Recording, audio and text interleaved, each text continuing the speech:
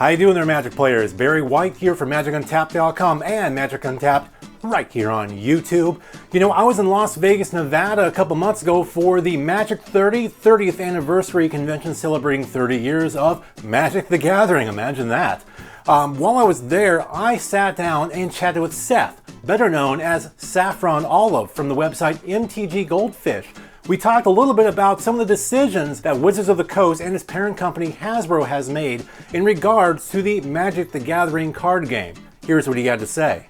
If you listen to Hasbro in specific talk about some of their goals for Magic as a game and as a brand, they have a really big focus on monetizing the game right now, it seems like. You hear a lot of, in the next 3 years, we want to, increase revenues by 50%, or in the next 5 years, double the revenue. And I think that leads to issues sometimes, where we have so many products now, it leads to some risk-taking that maybe we wouldn't have seen in the past when there wasn't so much pressure for the game to increase profits year after year, quarter after quarter. So that's the part that scares me, is we've seen, the biggest recent example would be 30th Anniversary Edition, the $1,000 proxy product, essentially, which I'm afraid that if stuff like that goes too far, it could end up driving people away from the game. I think there has to be a breaking point where there's just too much products for too much money. I don't know if you remember a few years ago, Wizards, there was kind of a meme about this product isn't for you.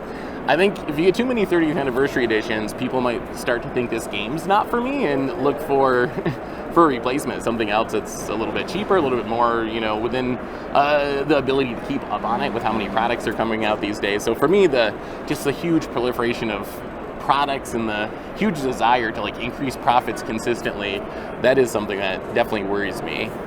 But that can be remedied. It can be. Oh yeah, they're definitely. The hard part is that it's kind of working at this point. These products are still making lots of money, and Magic's such a unique game because there's so many different subcultures within the game even. We have people who are mostly interested in collecting the cards, or mostly interested in actually just playing the game.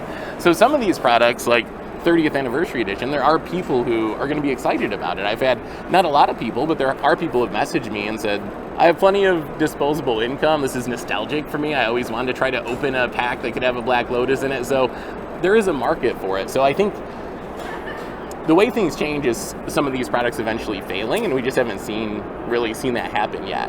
We see the outcry in social media, and we see people get angry, but then if it sells out in the end, they continue down the same trajectory, I think. Seth, thank you very much for sitting down with me to talk a little bit about the game. Now, Seth's interview is a part of a bigger overall package that you can find right here on Magic Untapped called A Kind of Magic, celebrating 30 years of The Gathering. It's a little documentary we put together. I think you'll enjoy it. Thank you very much for watching. I am Barry White, here for Magic Untapped.